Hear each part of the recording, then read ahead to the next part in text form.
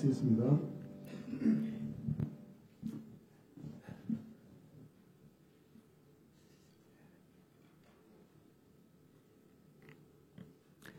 하나님, 함께 예배를 드리게 해주시니 감사합니다. 우리의 심령을 다해서 하나님을 찬양하고 노래하며 하나님을 예배하게 하여 주시옵소서. 예수님의 이름으로 기도합니다. 아멘. 할렐루야. 오늘도 예배 가운데 오신 우리 성도님들을 주님의 이름으로 환영합니다. 날씨가 많이 풀어졌는데 그래도 항상 건강에 유념해 주시고 들어오고 나오실 때 전에 저희가 손 세정을 굉장히 철저히 했는데 요즘 조금 예전만 못한 것 같은데 항상 오고 가시면서 손 세정도 잘 해주시고 이런 개인 방역에 계속 좀 잘 신경 써주시면 감사하겠습니다. 오늘 예배 가운데도 하나님의 은혜가 함께하기를 바랍니다. 우리 예배를 통해서 하나님을 더 깊이 만나고 하나님의 사랑을 경험하는 시간 되기를 바라겠습니다. 그런 마음으로 다 함께 일어나셔서 찬양하시면서 하나님 앞에 주일 2부 예배를 드리겠습니다.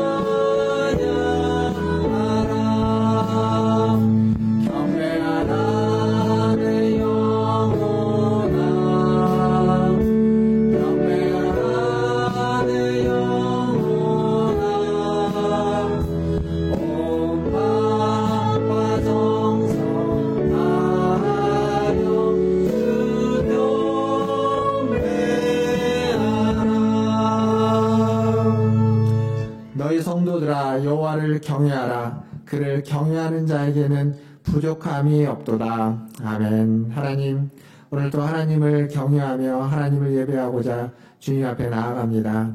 우리에게 말씀하여 주시고 우리에게 은혜 베풀어 주시고 우리의 부족함을 채워 주시옵소서. 예배의 시종을 주님께 의탁하며 우리 구주 예수님의 이름으로 기도하옵나이다. 아멘. 다 함께 사도신경으로 신앙을 고백합니다. 전능하사 천지를 만드신 하나님 아버지를 내가 믿사오며 그 외아들 우리 주 예수 그리스도를 믿사오니 이는 성령으로 잉태하사 동정녀 마리아에게 나시고 본디오 빌라도에게 고난을 받으사 십자가에 못 박혀 죽으시고 장사한 지 사흘 만에 죽은 자 가운데서 다시 살아나시며 하늘에 오르사 전능하신 하나님 우편에 앉아 계시다가 산자와 죽은 자를 심판하러 오시리라. 성령을 믿사오며 거룩한 공예와 성도가 서로 교통하는 것과 죄를 사하여 주시는 것과 몸이 다시 사는 것과 영원히 사는 것을 믿사옵나이다. 아멘. 다 함께 앉으셔서 찬양하신 후에 최한필 장로님 나오셔서 기도해 주시겠습니다.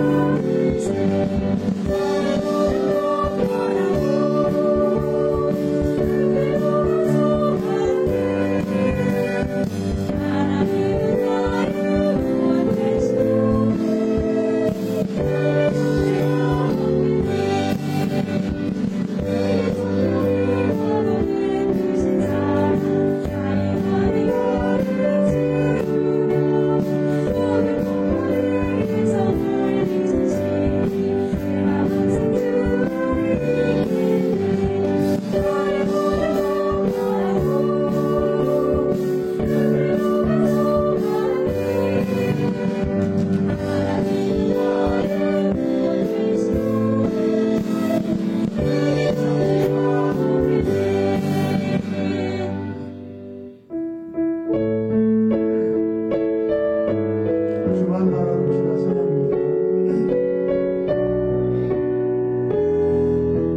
사랑합니다. 하나님의 사랑을 사모합니다. 하나님의 사랑을 사모하는 자, 하나님의 영광을 바라보는 자, 너의 모든 것은 좋아하시는 우리 주님은 너를 얼마나 사랑하시는지. 하나님께 찬양받는 자. 하나님께 찬양과 경배하는 자, 하나님의 선하심을 열망하는 자, 너의 모든 것은 좋아하신 우리 주님은 너를 사랑하여 살리소서. 하나님 사랑해요.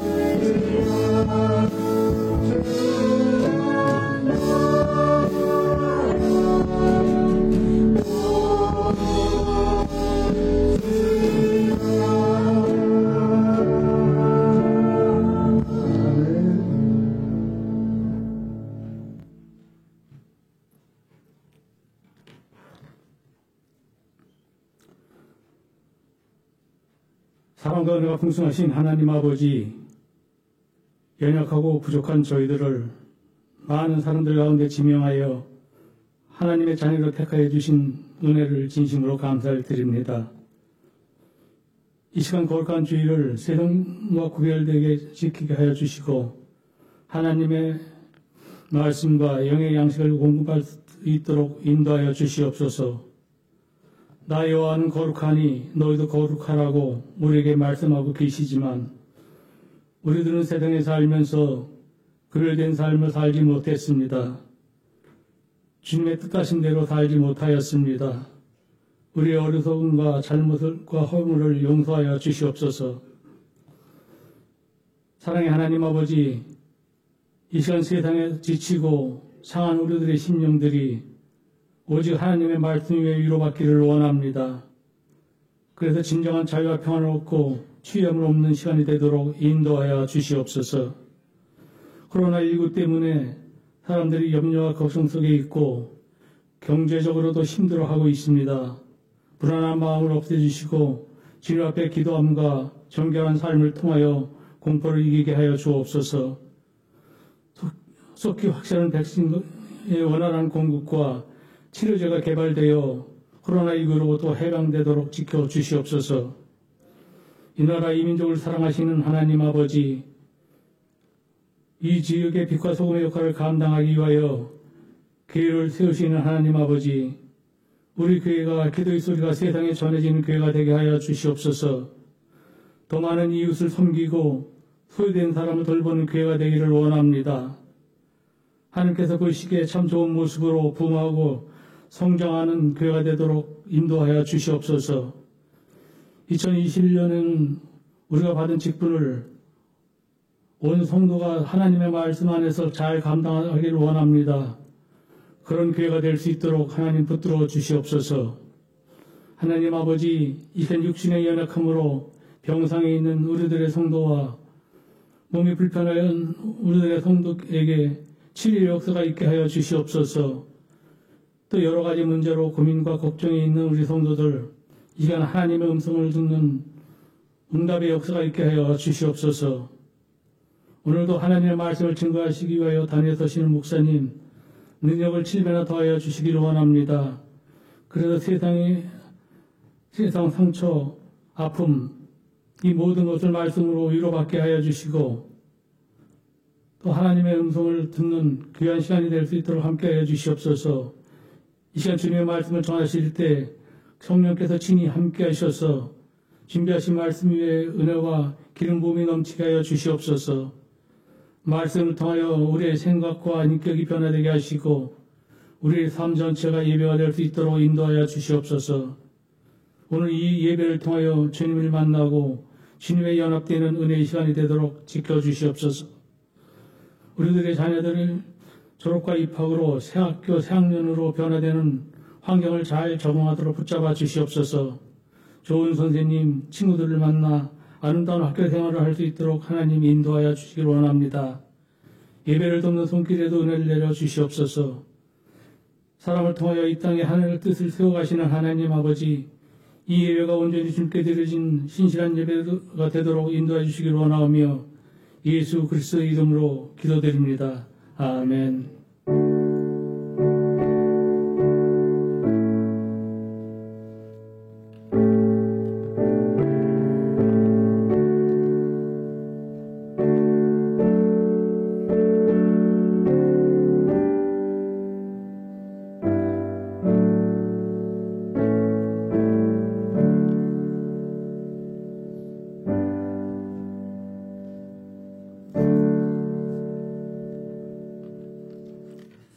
교회 소식 전해드리겠습니다. 오늘 예배 가운데 오신 우리 모든 성도님들을 주님의 이름으로 축복하고 환영합니다.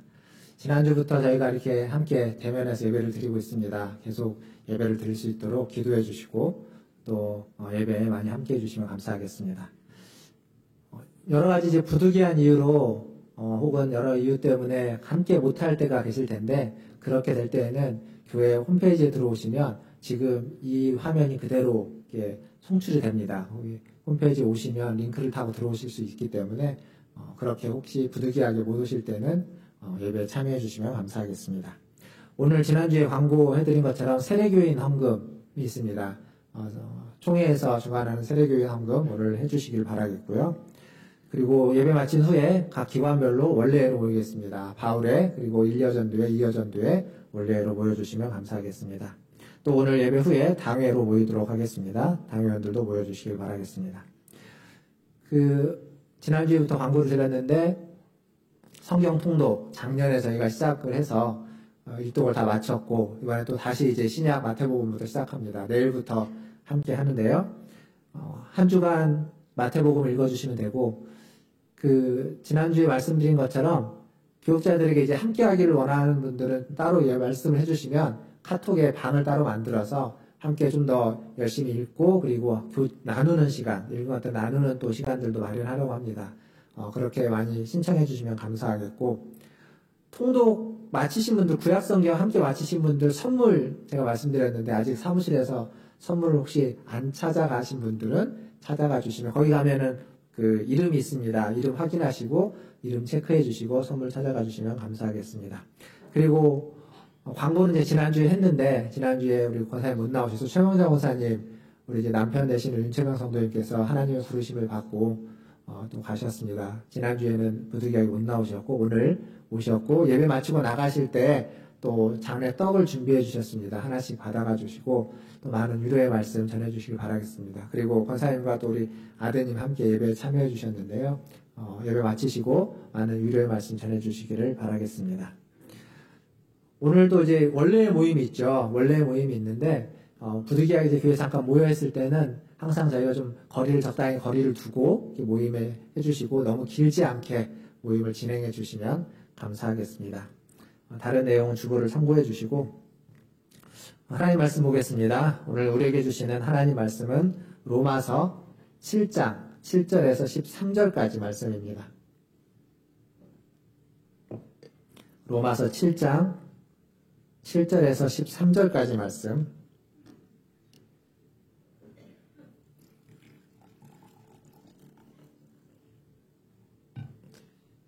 다 찾으셨으면 저와 한 절씩 교독하도록 하겠습니다.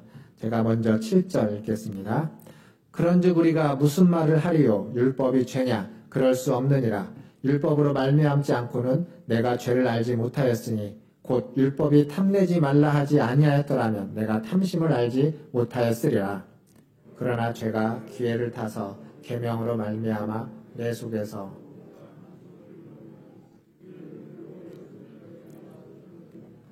전에 율법을 깨닫지 못하였을 때에는 내가 살았더니 계명이 이름에 죄는 살아나고 나는 죽었도다.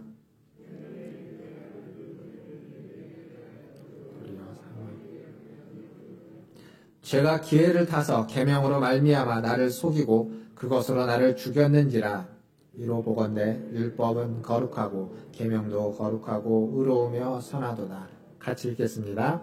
그런즉 선한 것이 내게 사망이 되었느냐? 그럴 수 없느니라. 오직 죄가 죄로 드러나기 위하여 선한 그것으로 말미암아 나를 죽게 만들었으니 이는 계명으로 말미암아 죄로 심히 죄되게 하려 함이라. 아멘. 예, 우리 좀 떨어져 앉아있지만 좌우에 계신 분들, 앞에 계신 분들 보면 인사하겠습니다. 사랑합니다. 축복합니다. 사랑합니다. 축복합니다. 인사하겠습니다. 오늘이 2월의 마지막 날이죠. 예, 내일은 3월 1일입니다. 3.1절이죠.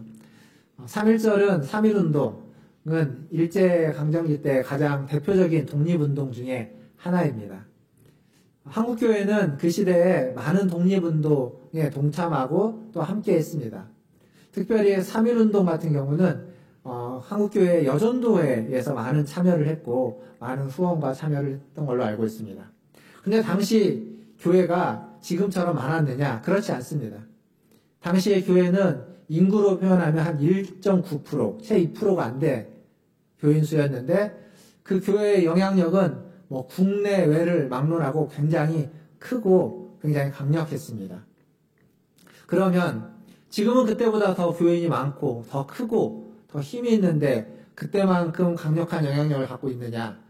영향력이 있긴 하는데 별로 좋지 않은 영향력을 사회적으로 많이 끼치고 있는 것 같습니다.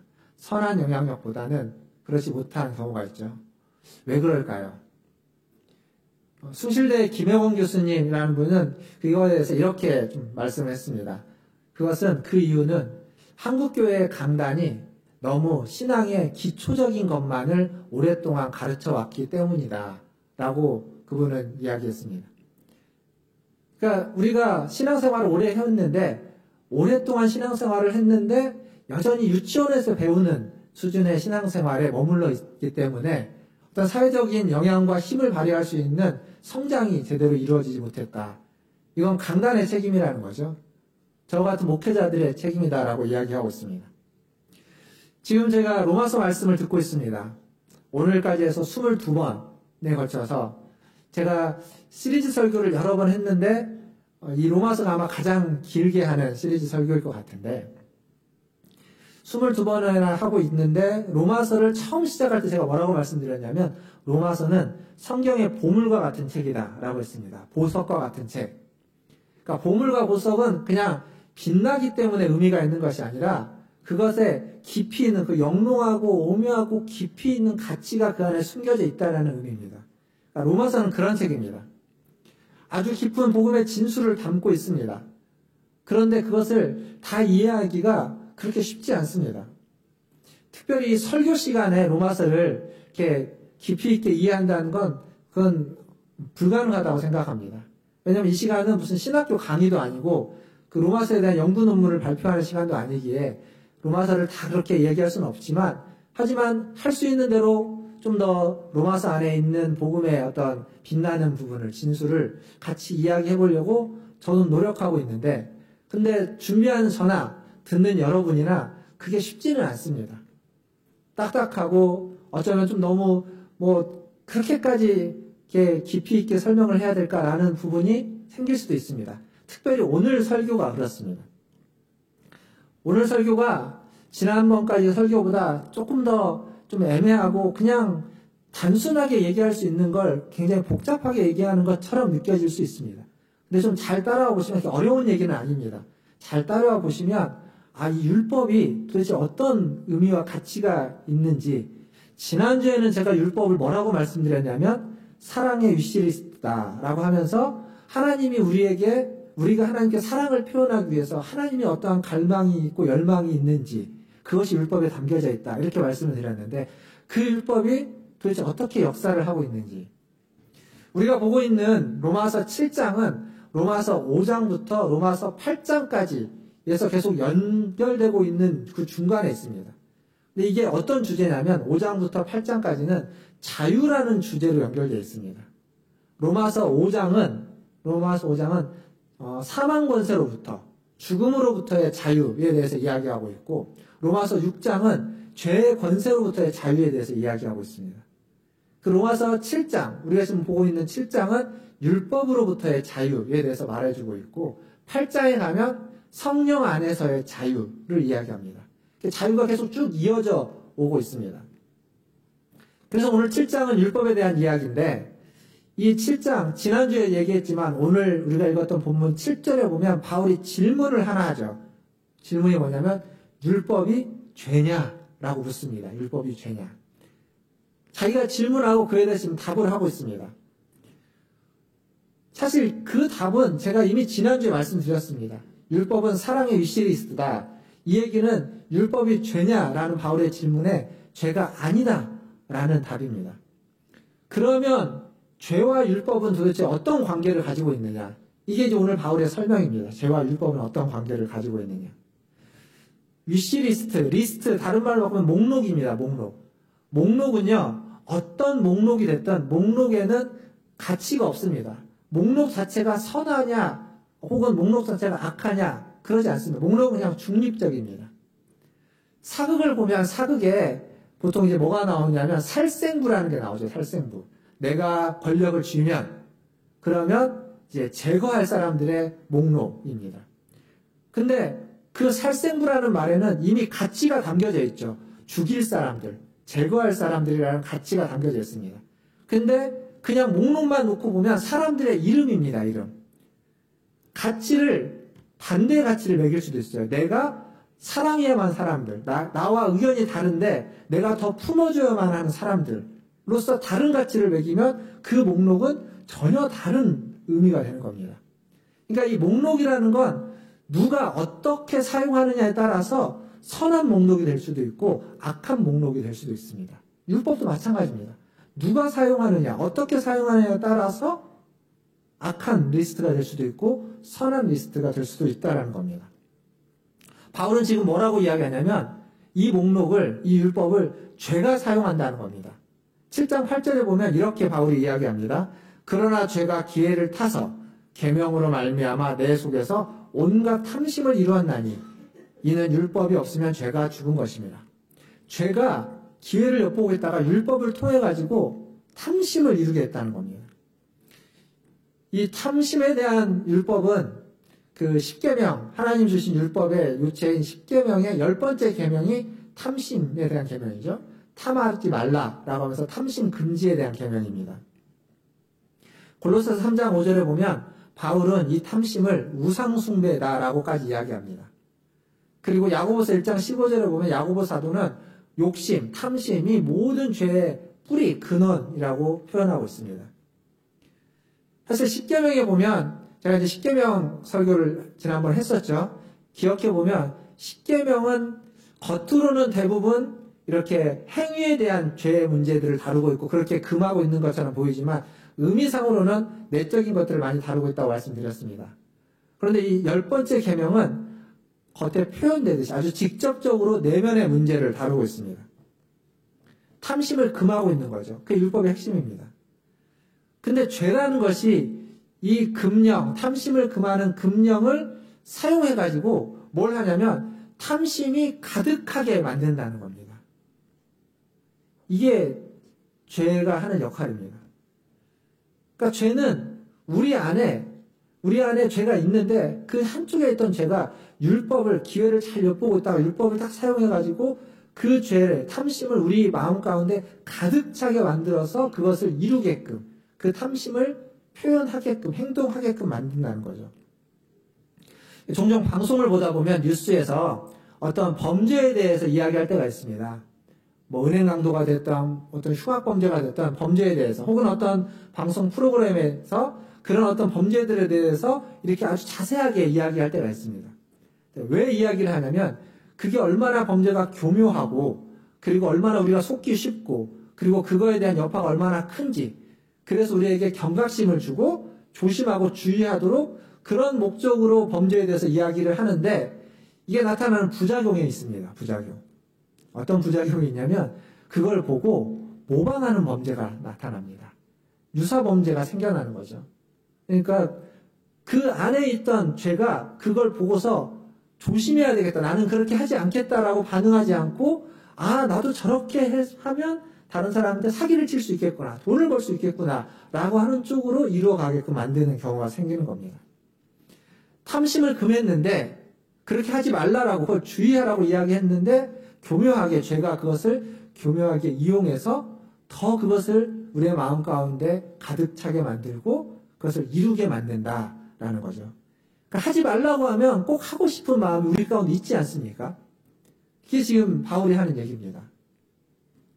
미국의 텍사스주에 가면 갤버스턴이라고 하는 만이 있습니다. 바닷가가 있는데 그 갤버스턴 만에 가면 굉장히 좋은 호텔이 아주 바닷가에 가까이 지어진 호텔이 있습니다. 그래서 그 호텔을 짓고 그 호텔 관리인이 객실에 가가지고 객실 이렇게 발코니에 나가보니까 바닷가가 너무 가까워서 낚시를 해도 될 정도로, 바다 낚시를 할 정도로 그렇게 가깝게 아주 아름답게 지어져 있어서 이 관리인이 걱정이 된 거죠. 사람들이 와가지고 발코니에서 낚시를 할까봐. 그래서 발코니에서 낚시 금지라고 하는 경고 팻말을 모든 발코니에 다 부착을 했습니다. 어떻게 됐을까요?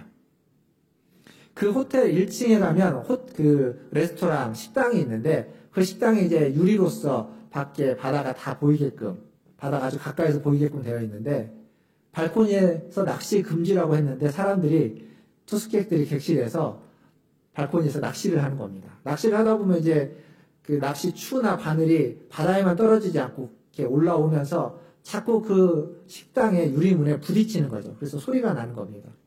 한 번은 어떤 일이 있었냐면 낚시 추를, 무거운 추를 쓰면 멀리까지 던질 수 있기 때문에, 근데 그만큼 이제 좀 조심해야 되겠죠. 무거운 추를 써서 멀리까지 던지려고 했는데 이게 잘 안 돼가지고 무거운 추가 반동으로 온 겁니다. 그러다가 1층 식당에 있는 유리문과 부딪혀서 유리가 깨지는 일까지 생겼습니다. 그 호텔을 관리하는 그 지배인이 자기가 실수했다는 걸 깨달은 거죠. 그래서 어떻게 했냐? 발코니에서 낚시 금지라고 하는 모든 경고문을 다 제거했습니다. 그러자 아무도 발코니에서 낚시를 안 했습니다. 이게 사람의 마음입니다. 잔디밭에 들어가지 마십시오라는 팻말이 있으면 그 잔디밭에 들어가고 싶은 마음이 생기는 것, 그게 우리 가운데 있는 마음인 거죠. 그래서 우리 속에 있는 이 죄의 본성이 율법이라는 것을 도구로 삼아가지고 우리 안에 있는 그 죄를 더 부흥시키고 더 가득하게 만들어가는 거죠. 그래서 우리의 마음을, 우리의 내면을, 우리의 행동을 지배한다는 겁니다. 그 강북 삼성병원에 오광석이라는 정신과 교수님이 계십니다.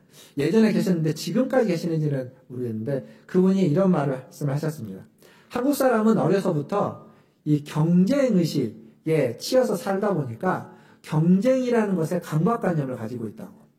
그래서 살아가면서 별로 중요하지 않은 그냥 사소한 일이 생기는데 그 사소한 일에 경쟁심이 발휘하고 그게 도를 지나쳐서 그 일에 분노하게 되고 때로는 절제가 안 되는 경우들이 생긴다고 말합니다. 그러니까 우리 안에 어떠한 식의 강박관념이 다 가득 차 있고 그것이 어떤 계기가 딱 되면 밖으로 표출된다는 거죠. 분노로서. 드러나지 않을 뿐, 있는데 우리가 잘 감추고 있을 뿐이라는 겁니다.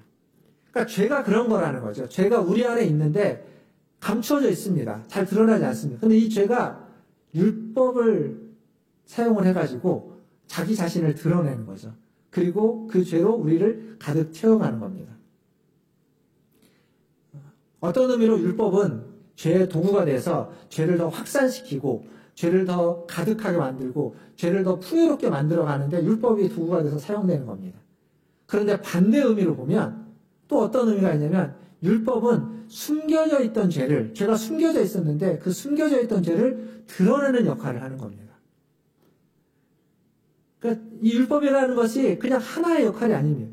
분명히 죄를 풍성하게 만들고 죄가 살아나게 만드는데 그것이 죄의 입장에서 보면 자기가 숨겨져 있다가 자기를 드러내서 자기의 영역을 확장하고 자기가 힘을 발휘하게 만드는데 율법이 도구가 된 거지만 다른 의미에서 보면 숨겨져 있던 죄를 율법이 도구로 자기를 전락시킴으로써 그 죄를 끄집어내는 겁니다. 밖으로 끄집어내서 표출되게끔 나타나게끔 하는 거죠.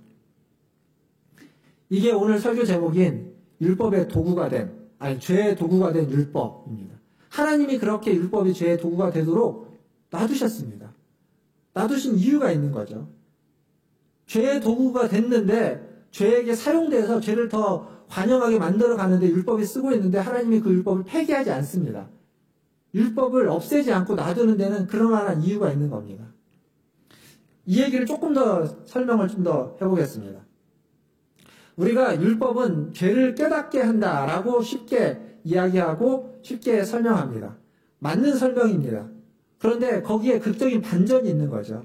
그냥 율법이 죄가 무엇인가를 알려주는 역할만 하는 그런 식으로 있는 것이 아니라 반전이 담겨져 있는데 우리 안에 있는 죄가 율법을 도구로 삼아 자신을 확장시키는데 율법은 분명히 죄의 도구로 전락돼 버린 겁니다.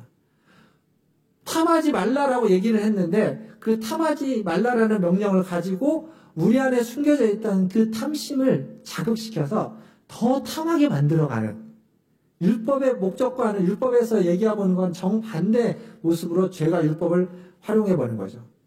그래서 9절에 보면 죄가 살아난다라고 바울이 이야기하고 있고 10절에 가보면 이 율법은 우리를 사망에 이르게 한다라고 이야기하고 있습니다. 율법이 죄의 도구가 됐는데 그 율법이 좋은 것일까요? 선한 것이라고 이야기할 수 있을까요? 그렇지 않죠. 근데 바울이 12절에서 분명히 율법은 거룩하고 의롭고 선하다고 이야기합니다. 율법이 본래 거룩하고 의롭고 선한데 죄의 도구로 전락되어져 버렸다라고 말해주고 있습니다. 13절에 보면 바울이 이렇게 이야기합니다. 그 이유에 대해서 설명을 하는 건데 우리가 읽었던 본문 13절 그런즉 선한 것이 율법을 이야기합니다. 율법이 내게 사망이 되었느냐? 그럴 수 없느니라. 율법이 죄냐? 그렇지 않다라는 겁니다. 그러나 오직 죄가 죄로 드러나기 위하여 선한 그것으로 말미암아 나를 죽게 만들었으니 이는 계명으로 말미암아 죄로 심히 죄되게 하려 함이라. 그러니까 율법이 죄의 도구로 숨겨져 있는 죄를 드러내게 하기 위해서 죄로 심히 죄되게 하기 위해서 하나님이 죄의 도구로 전락하도록 놔뒀다는 거죠. 이게 율법의 겉으로 드러나지 않은 숨겨진 목적이다라고 지금 바울은 주장하고 있습니다. 율법의 숨겨진 목적. 우리가 너무 단순하게 율법이 죄를 깨닫게 한다라고 한마디로 표현했던 것이 바로 이 얘기입니다. 그러니까 바울의 주장에 따르면 율법을 가지고 노력하면 노력할수록 우리는 점점 죄의 구렁텅이에 빠진다는 겁니다. 죄의 올가미에서 지난주에 말씀드렸던 올가미와 같은 것에서 못 벗어난다는 거죠. 율법 자체가 문제가 아니라 죄가 문제이기 때문에 율법이 죄의 도구가 되어서 절대로 그 율법을 지킴으로써는 죄를 넘어설 수 없습니다. 율법을 지킴으로써는 죄의 문제를 해결할 수 없다는 것을 지금 말해주고 있습니다.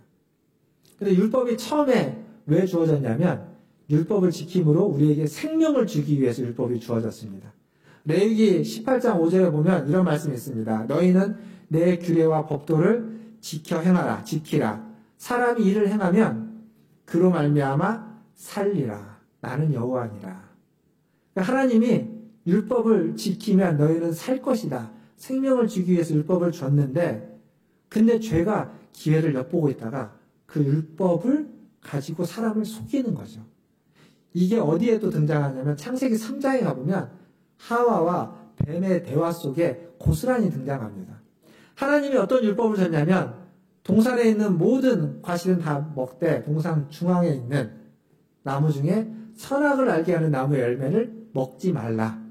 그 열매는 먹지 말라라고 하나의 계명, 금령을 주셨습니다. 그런데 뱀이 그것을 알고 기회를 엿보고 있다가 어느 날 기회가 딱 돼서 하와의 얘기를 딱 하는 거죠. 그걸 먹어도 결코 죽지 않는다. 하와를 속이는 겁니다. 결코 죽지 않는다. 그리고 그것을 먹으면 너희의 눈이 밝아져서 하나님과 같이 될 것이다. 그렇게 유혹하며 속이는 겁니다. 그것에 속아 넘어가자 하와가 선악을 알게 하는 나무 열매를 딱 보니까 뭐라고 되어 있냐면 3장 6절에 가보면 먹음직도 하고 보암직도 하고 지혜롭게 할 만큼 탐스러웠다 라고 이야기합니다. 탐심이 그 안에서 확 생겨나는 거죠. 먹음직도 하고 보암직도 하고 지혜롭고, 그래서 그걸 딱 먹어버리는 겁니다. 하나님의 금령은 선하고 의롭고 거룩한 것입니다. 근데 그걸 사용해서 교묘하게 죄가 우리에게 탐심을 불러일으키는 겁니다. 그 죄는 지금도 호시탐탐 우리를 노리고 있습니다. 율법을 사용해서 우리를 넘어뜨리려고, 우리 안에 있는 죄를 더욱더 관영시키려고 노력하고 있습니다. 이걸 모르고 율법을 바라보면 그 율법을 지키려고 하면 할수록 우리는 그 율법의 노예가 될 뿐입니다. 죄의 노예로 전락하는 거죠. 안 되는 겁니다. 그렇게 해서 불가능한 겁니다. 그래서 예수님은 어떻게 했냐면 율법을 지킴으로써 그 문제를 해결할 수 없기에, 죄의 문제를 극복할 수 없기에 마태복음 11장 28절에 가보면 예수님은 이렇게 얘기하고요. 수고하고 무거운 짐진 자들아, 율법을 지키려고 애쓰는 자들과 세상에서의 어려움들을 다 포함해서 그러는 자들에게 다 내게로 오라. 내가 너희를 쉬게 하리라.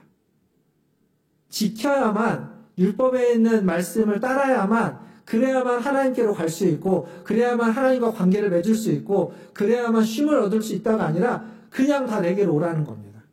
그냥 다 오면, 그래서 너와 내가 관계를 맺으면, 내가 너희 그리스도가 되면 내가 너희에게 쉼을 줄 것이다. 내가 너희에게 평안을 줄 것이다. 29절에 가보면 나는 마음이 온유하고 겸손하니 나의 멍에를 메고 나의 멍에를 메고 내게 배우라. 그리하면 너희 마음이 쉼을 얻으리라. 주님의 마음이 온유하다라고 했습니다. 그러니까 이게 그냥 부드럽고 유하다라는 표현이 아니라 앞에서 이야기한 율법과 관련된 표현으로 하면 예수님의 요한복음 8장에 가보면 가늠한 여인이 왔을 때 그런 말씀을 하죠. 나도 너를 정죄하지 않는다. 이런 겁니다. 율법을 행하지 못했더라도 나는 너희를 정죄하지 않을 것이다. 율법을 지키지 않아도 괜찮다. 내게로 오라. 그게 온유하다라는 말에 풀어서 쓴 의미입니다. 의역이죠. 의역하면. 그러니까 무엇을 지켜서, 무엇을 먹고, 무엇을 마시고, 무엇을 먹지 말고, 무엇을 마시지 말아야 되는지를 지켜가지고 하나님과 관계를 맺고 관계를 유지해가는 것이 아니라 우리는 그리스도의 십자가 때문에 그리스도께 가면, 그것을 믿고 가면 그리스도의 관계가 유지되고, 그렇게 관계가 유지되면 우리는 쉼을 얻을 수 있다는 겁니다. 율법에 국한되지 않아도, 율법에 얽매이지 않아도. 그러니까 무엇을 하느냐 마느냐의 문제에 우리는 얽매일 필요가 없습니다. 이걸 했느냐 안 했느냐에 우리는 얽매이지 않아도 됩니다. 그럼에도 불구하고 그것을 해야만 하는 이유는 뭐라고 말씀드렸죠? 지난주에 말씀드리지 않았습니까? 하나님의 갈망이, 하나님의 열망이, 하나님의 소원이, 우리가 사랑하고 우리를 사랑해 주시는 그 하나님의 갈망과 열망과 소원이 그 안에 담겨져 있기에 그 갈망과 열망에 부응하기 위해서, 그것을 보답하기 위해서, 그걸 하지 않는다고 나와 하나님과 관계가, 내 쉼이 사라지거나 내가 버려지는 것은 아니지만, 그렇지만 그 하나님의 사랑에 부응하기 위해서 해야만 하는 것. 그건 지난주에 말씀을 드렸고, 오늘은 하나님 율법을 주신 이유, 율법을 통해서는 주님께 갈 수 없기에 그리스도의 십자가께로 나아가게 하기 위해서라는 겁니다. 사랑하는 성도 여러분, 하나님 율법을 주셔서 죄가 죄로 드러나게 한 것은 그 죄의 문제를 해결하기 위한 하나님의 전략입니다. 그걸 모략이라는 말을 쓰기도 하는데 하나님의 숨겨진 전략입니다. 죄는 그걸 몰랐기에 그 율법을 자신의 도구로 삼아가지고 그 율법을 도구로 삼아서 자신의 영역을 더 확장한 거죠. 확장해서 사람들을 그 아래, 율법 아래 다 두고 자기가 사람들을 조종하는 것이라고 생각했습니다. 그런데 그렇게 자신을 드러내고 나니까 그것이 관영한 뒤에 하나님이 죄의 문제를 극적으로 해결하기 위해서 그리스도를 보냈고 그리스도의 십자가도 똑같이 그렇게 사단은 그리스도를 십자가에 달려 죽임으로써 자기가 승리했다고 생각했지만 그 죽음이 결정적으로 자기를 이기는, 죄가 죽게 되는, 죄가 권세를 잃어버리게 되는 죽음이었다는 사실을 그는 이제 그 전에 몰랐다는 겁니다. 그게 하나님의 전략인 겁니다. 율법도 하나님은 그렇게 사용하고 있다는 겁니다.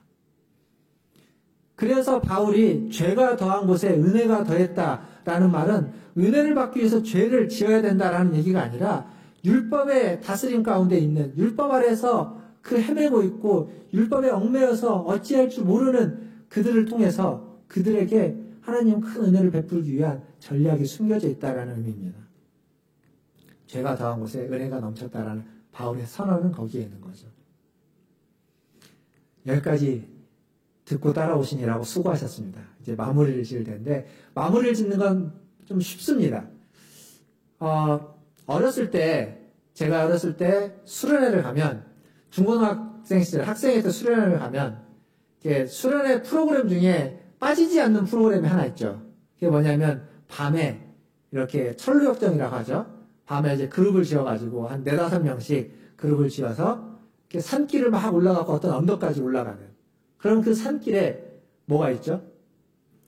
선생님들이 갖은 복장을 다하고 위장을 다하고 숨어 있다가 올 때까지 기다리고 기회를 엿보고 있다가 방심할 때에 등장을 해서 애들을 다 호밀백산하게 만드는 거죠. 깜짝 놀라게 만드는 일을 합니다. 여기 아마 그랬던 선생님들이 계실 겁니다. 그리고 그때 깜짝 놀랐던 기억도 있겠죠. 저도 있습니다.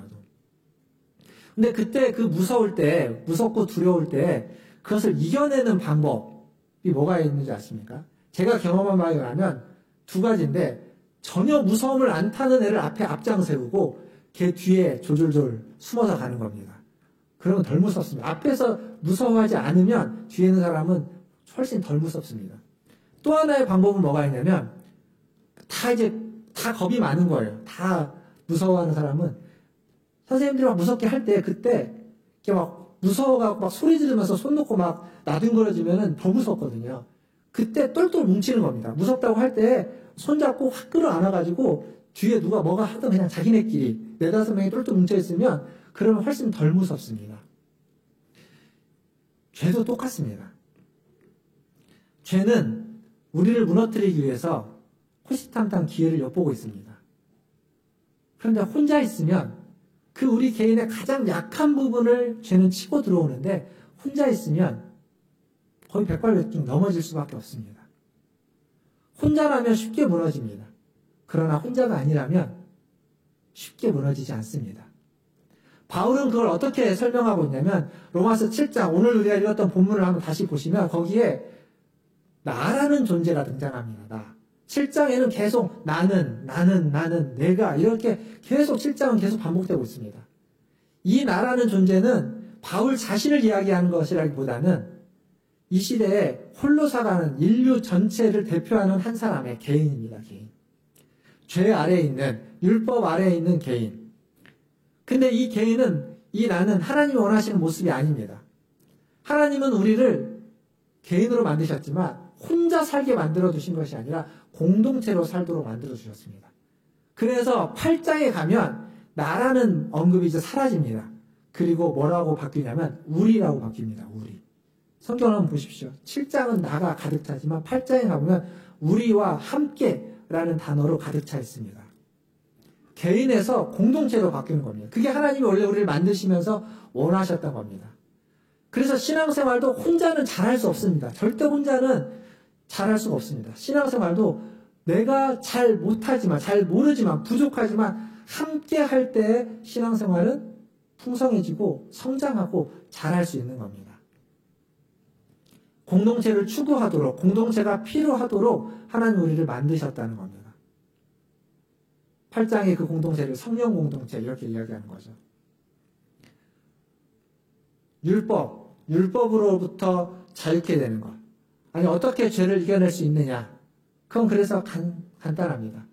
혼자 있지 않고 함께 있는 겁니다. 모두가 함께 하는 거죠. 우리가 함께 되는 것. 나 혼자라면 넘어질 일이지만 누군가 나를 버텨주고 누군가 내가 기댈 사람이 있고 그리고 누군가 내 손을 잡아주면 그렇다면 좀 더 이겨내고 버텨내고 함께 할 수 있는 겁니다. 코로나19가 지금 작년부터 이렇게 1년 동안 관영한 시대, 개인이 굉장히 중요한 시대입니다. 그러나 개인으로만은 코로나19를 극복할 수 없는 거죠. 개인 방역이 굉장히 중요한데 개인 방역이 중요하다고 해서 개인이 자기 마음대로 이제 있다면 코로나19는 절대 이겨낼 수 없습니다. 함께 그 일에 힘쓸 때, 함께 힘을 모을 때, 우리가 함께 그 일에 같이 동참해 갈 때 비로소 이겨낼 수 있게 되는 겁니다. 서로를 위해서 지켜야 될 것을 지키고 서로를 위해서 이겨내고 서로를 위해서 좀 더 참아주고 견뎌줄 때 이겨낼 수 있는 겁니다. 죄도 마찬가지입니다. 나 하나의 힘으로는 완전 이겨낼 수 없지만 그렇지만 부족한 우리가 모여서 서로서로의 힘이 모여지고 합쳐지면 죄의 문제, 율법의 문제를 극복해낼 수 있고 견뎌낼 수 있고 승리할 수 있는 겁니다. 세상에 죄가 아무리 가득 차 있어도 세상이 아무리 악해진다 할지라도 그것과 싸워서 이길 수 있는 건 믿음 좋은 나 개인이 아니라 믿음이 부족한, 믿음이 연약한 우리가 하나님 앞에서 함께 서로 의지한다면 어떤 시험이 오고 어떤 어려움이 오고 어떤 문제가 우리에게 다가올지라도 그것을 능히 견뎌낼 수 있습니다. 오늘 예배 가운데 참여하시는 사랑하는 문화춘들께 성도 여러분, 여러분의 신앙생활 가운데 여러분 혼자 열심히 신앙생활을 해나간다고 여기지 마시고 함께 공동체로서 함께 신앙생활 한다는 걸 기억하시면서 나와 함께 신앙생활하는 내 옆에 있는, 내 앞에 있는, 내 뒤에 있는 집사님, 권사님, 장로님, 성도님들을 기억하시면서 함께 의지하시고 함께 손을 잡고 신앙생활에 나가시기를, 어렵고 힘든 시기를 이겨내고 견뎌내 나가시기를 주님의 이름으로 축원드립니다. 기도하겠습니다. 기도하실 때 오늘 들은 말씀을 좀 기억하면서 기도하겠습니다. 혼자는 어렵습니다. 어렵고 힘들 때일수록 혼자는 어렵습니다. 어렵고 힘들 때라면 내게 누구가 있는지, 어떤 사람에게 어떤 이야기를 할 수 있는지, 반대로 누군가 여러분에게 힘들다는 얘기를 하면 뭐가 그렇게 힘드냐고 이야기하지 마시고 그 얘기를 들어주시고 그분에게 힘이 되어주실 수 있는 그러한 신앙생활을 하시기를 바랍니다. 그렇게 한번 우리 기도하겠습니다. 우리 성도들이 내게 힘이 되게 해주십시오. 또 내가 우리 성도들의 힘이 될 수 있도록 나를 성장시켜 주시고 성숙시켜 주시옵소서. 그래서 믿음의 어려움을 이겨낼 뿐만 아니라 지금 이 시대에 살아가는 삶의 어려움들을 함께 극복해 갈 수 있도록 도와주십시오. 라고 우리 같이 한 목소리로 1-2분 정도 기도하겠습니다. 함께 기도합니다. 하나님 감사합니다. 오늘도 하나님 말씀을 통하여서 우리가 하나님 앞에 함께 나아갈 수 있도록 허락해 주시니 감사합니다. 하나님을 예배합니다. 홀로 예배할 수도 있지만 하나님이 거룩한 주의 전에 나와 모여서 함께 주님을 예배합니다. 우리 예배를 받아주시고 우리 예배에 은혜를 부어 주시옵소서.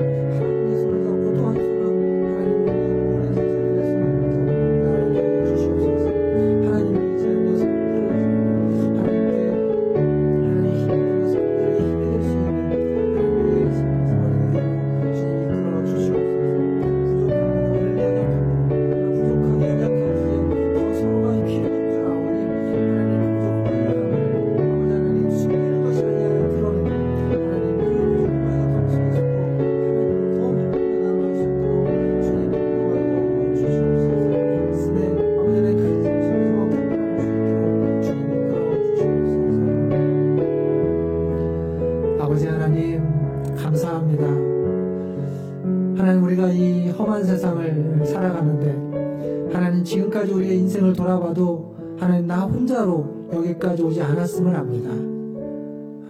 사랑하는 부모와 형제자매들이 있었고, 사랑하는 자녀들과 또 내가 하는 그 수많은 일들 속에 함께 했던 많은 사람들이, 많은 도움들이 있었던 줄 압니다.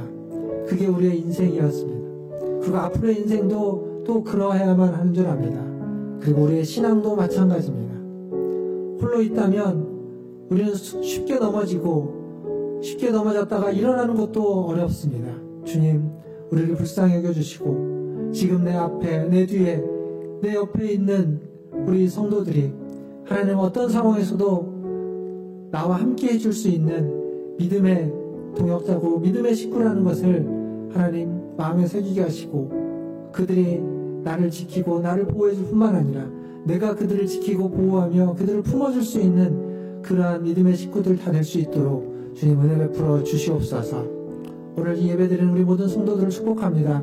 삶의 어려움들, 삶의 고통들, 삶의 하나님 힘든 일들 있을 때마다 주님 함께하여 주시고 우리 성도들과 함께 그 어려움을 극복하고 견뎌내고 이겨낼 수 있도록 은혜 베풀어 주시옵소서. 모든 것을 주님의 손에 의탁하며 우리 구주 예수님의 이름으로 기도하옵나이다. 아멘. 이 시간 함께 341장 찬양하시면서 준비하신 예물 하나님께 드리겠습니다.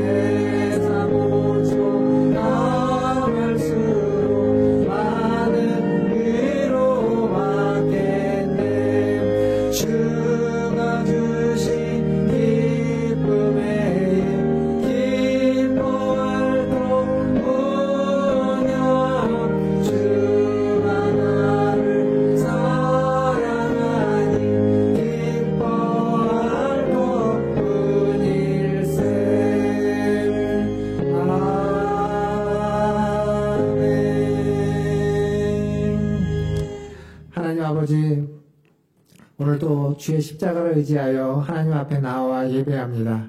우리의 예배를 받으시고 우리의 예배 가운데 기뻐하여 주시고 우리가 하나님의 은혜로 하나님 새 힘을 얻고 살아가게 하여 주옵소서. 오늘도 예배 가운데 빈손으로 오지 않고 주님이 주신 물질 중 일부를 구별하여 주님께 드리게 하시니 감사합니다. 이 예물이 쓰이는 곳마다 하나님의 그 전략이, 하나님의 그 모략이 펼쳐지므로 아버지 하나님, 그리스도의 십자가가 더 드러나게 하여 주시옵소서. 홀로 살아가는 것이 아니라 하나님 주신 공동체 가운데 함께 서로를 의지하며 하나님 성령 안에서 살아갈 수 있도록 인도하여 주시옵소서. 예물을 드린 손길이 함께하여 주시고 그의 인생의 모든 길도 하나님께서 인도하셔서 하나님과 동행하며 함께하는 성도들과 함께 길을 걸어가서 서로 의지하고 서로 힘을 모아 하나님을 섬기고 이 세상을 이겨나고 승리해 나가는 인생길이 되도록 인도하여 주시옵소서.